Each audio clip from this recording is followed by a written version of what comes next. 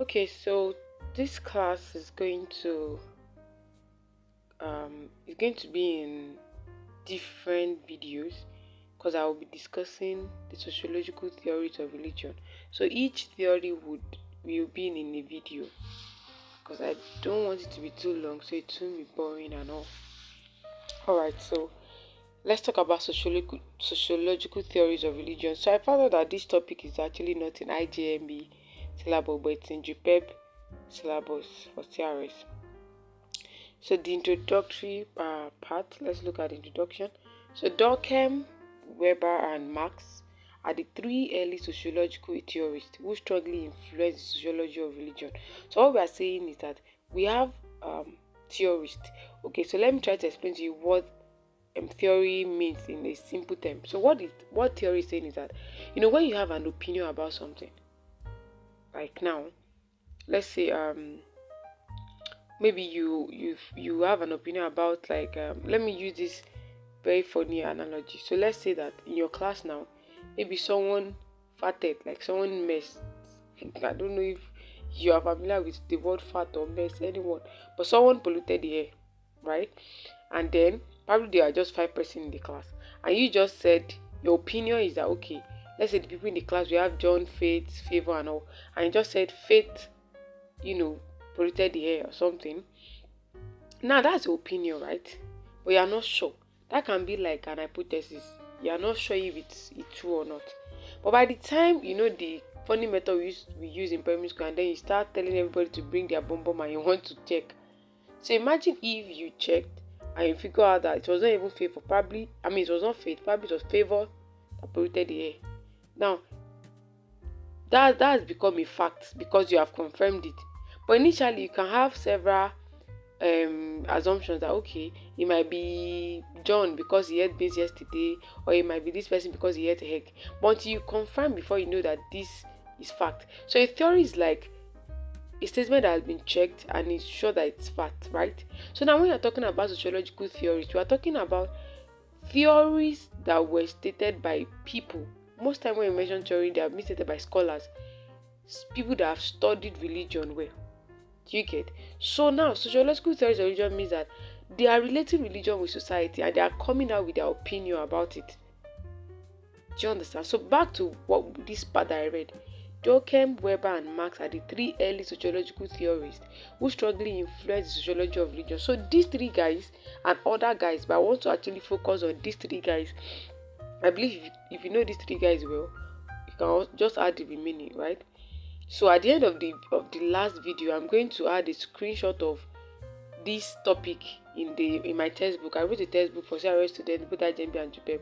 So I'm going to add screenshot of the topic so you can also read that to add to the knowledge I'm going to be sharing with you here. So make sure you watch till the last video. I may not be able to upload all the videos today, but at least before the end of this week, I should be able to upload all. So now back to what I was saying.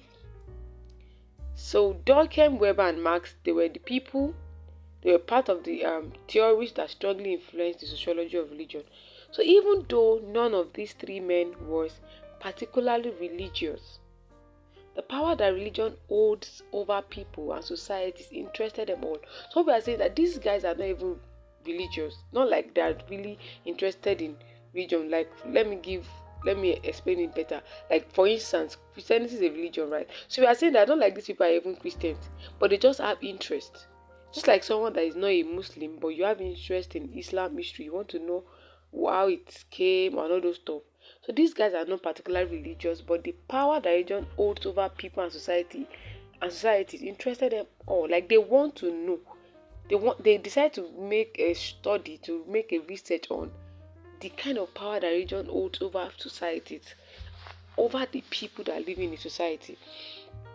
So they speculated that in time, the appeal and influence of religion on the modern mind would lessen. So these people say they are of the opinion that the appeal and influence of religion on the modern mind would lessen after a while, because they realize that religion actually has a hold on people. Now, what do I mean by as a hold? So what they're saying is that religion kind of affects how people think, affects how people do things. So when you hear the word influence, you already know what that means. So now let's look at their theories. So I'm going to be starting with the functionalism theory, which is a theory coined by Emil Durkheim, right? So Emil Durkheim, I'm not sure if that's the right pronunciation for the name, but the important thing is that please know the spelling. That's what's important for your exam. Alright. So Emil Durkheim is the founder of Functionalism, and he spent much of his academic career studying religions, especially those of small societies. So you would like to talk about that when you are doing your introduction of the theory. That the theorist actually spent his time in academic, spent much of his academic career studying religion. So he tried to study religions, but one thing is that is so peculiar that I cannot forget is that he studied religion, but those of small societies, not a large society, religion of small societies. So now let's look at what he came up with. So it is advisable that when you are reading this, watching this video, you can also read other materials, and then now after reading and understanding well, okay, get your notepad and write out what you understood from that reading. So one thing I know is that, especially when it comes to this theory part, in a course, it's better you also write it down in your own way after you have read, so that you will be able to judge, or you'll be able to know if you actually understood what you read or not. So put it into writing as well. So now let's look at the features of this Durkheim theory. What did he come up with? So Durkheim viewed religion within the context of the entire society and acknowledged its place in influencing the thinking and behavior of the member society. So we are saying here that Durkheim actually, after carrying out his research on religion, figured out that religion influences how people think and how they behave.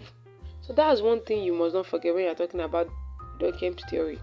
Now, another thing he identified is that Durkheim found that people tend to separate religious symbols, objects, and rituals which are sacred from the daily symbols, objects, and routines of existence referred to as the profane. So what we are saying here is this, right? Durkheim believed that, while he carried out the research, he found out that religious people have something like symbols that they are kind of separate. They see it as these ones you have to treat it with honor and all. For example, look at the Catholic Church. They have what they call the rosary, right? You don't joke with it, they pray with it. That's an object, quote and unquote. But to them, it's something that is not it's not something that they just handle anyhow. They see it as a sacred thing. So that's one of the things that Durkheim found out, that people tend to separate religious symbols, objects, and rituals which are sacred from the daily symbols, objects, and routines of existence referred to as. So those ones that they found that, these ones are not sacred, they call them profane. Okay? So sacred objects are often believed to have divine properties that separate them from profane objects. Even in more advanced cultures, people still view sacred objects with a sense of reverence and awe, even if they do not believe that the object has some special power. Do you understand? So that's what Durkheim is trying to tell us, the power that religion has over how we think. So imagine the way we think that rosary should not be something that you should play with. For instance, let's look at Islam. I remember that my Muslim roommate has a place where she prays in the room, and you can't step on that place. To her, that place is sacred. You can't step on the place. Do you understand? Meanwhile, there are other parts of the room that we can step with our slippers and all. Those things are considered as profane. They don't have any divine properties. I hope you understand well. So please, if you understand well, kindly comment below that you understand, right? And if there's any other thing you'd like me to explain better, please let me know. So you can also give me a thumbs up to know if you like the video, and please share with other students that are doing A level. Please, it's very important. So let's continue. So Durkheim also argued that religion never concerns only belief, but also encompasses regular rituals and ceremonies on the part of a group of believers, who then develop and strengthen a sense of group solidarity.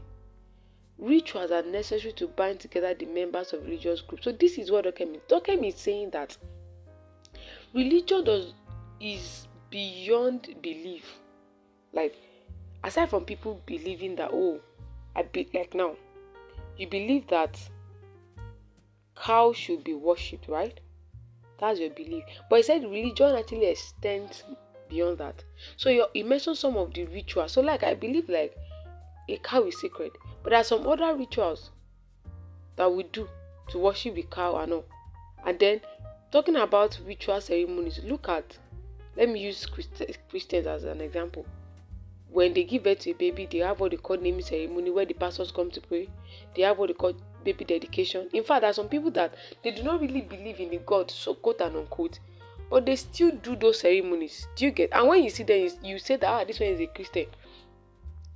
Let me give another instance that just dropped on my mind. So imagine if someone likes going to Hajj, like Mecca, where those Muslims go to, and then it's like a ceremonial thing. Everyone goes there, some people go there to just for sightseeing, like just to go and see what we have there. Do you get? So now you can see someone and think, oh, this person is a Muslim. Meanwhile, the person might not really believe in Allah. I don't know if you get my point now. So he's saying that beyond the belief in something, that religion has to do with your belief now. Like you have to believe in whosoever that is like the sovereign being in that religion, right? I'm so sorry. Yeah. So you have to believe, and then there are other ceremonies, there are other rituals that come with it.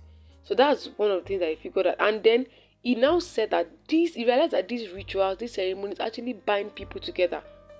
You see, when people want to do the name ceremony, they even still pick clothes. You get, like, wear this clothes and all. So it binds them together. People that are living in an environment that probably they barely talk. But when somebody has an event, like has to do religious event, everyone comes together. So that's why you found out that religion affects our behavior, because it affects how we relate with one another in the society. So let's continue. So sacred rituals and ceremonies are especially important for marking occasions such as birth, marriages, times of crisis, and death. So all those ceremonies, they are important for marking occasions. You see how the way Christians bury their dead is different from the way Muslims bury their dead. So you can see that the power of religion over us, right?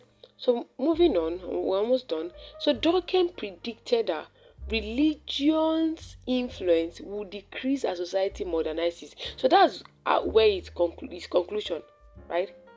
So when you're talking, let me quickly say this before I explain this part. So one thing about, I can't actually talk about everything Durkheim talks about in his theory, right? But one thing I want to have in mind is that Durkheim actually talks about the function of religion in the society. Yes. So you can actually make a research on function of religion in society. That's basically what some of the things that Durkheim talk about, how religion binds people in society, how it affects their thinking and their behavior and all. So now Durkheim is now saying that he's predicting that after a while, the influence religion has over the society, the people in the society, will decrease. It will decrease. He believes that scientific thinking would likely replace religious thinking, with people giving only minimal attention to rituals and ceremonies. So he's saying that at a point, people will not even care. Now that people go to church to pray, to receive healing for sickness and all, at a point, people will not, they will have to go to hospitals to be treated. You get? So he believes that at a point, this influence of religion will decrease. So he also considered the concept of God to be on the verge of extinction. So he's saying that the concept of God is going to be in extinction. I remember today I saw a post. I think it's a very long. That post is not recent, though, but I saw it on someone's page on Instagram, and I saw something like people asking if God is not going to, should be referred to as he or she or something like that. It's a very I don't want to go there, but what I'm saying is that you can see that what's it called? His prediction is gradually like coming to existence, right? But that's not what that's not part of this topic. What I'm just trying to let you know here is that what Durkheim said is that he considered the concept of God to be on the verge of extinction. he envisioned society as promoting civil religion. Okay, he envisioned society as promoting civil religion, in which, for example, civic celebrations, parades, and patriotism take the place of church. So what is now saying that all these rituals are talking about, all the ceremonies, that what is going to take their place, that will serve as substitute for them, is all these civic celebration. Imagine celebrating Independence Day, parades, all those things. Okay, so if traditional religion were to continue, however, I believe it to do so only as a means to preserve social cohesion and order. So what is not saying that, okay, if at all spiritual did not work well, like let's say this traditional religion continues, it's just going to be something that will preserve social cohesion and order. It's not something that is going to preserve order in the society. You know how people, religious people, try to do things that are not immoral. So you know that, okay, everyone knows that stealing is bad because they've heard in their church and all. So it kind of brings order to the society. Do you understand, right? So that's basically what Durkheim theory is all about. So like I said, please read more materials. At the end of the last video, I'm going to put a screenshot of, or if possible, I can add it to this particular one. I'll try, of this theory, so that you can also add that to the knowledge you've gotten here. And if you have any question, use the comments box, and also please share. Share. And then if you have not subscribed to this page, please subscribe and on the notification button so that you know when I drop the second video. Okay, thank you so much for watching. Bye.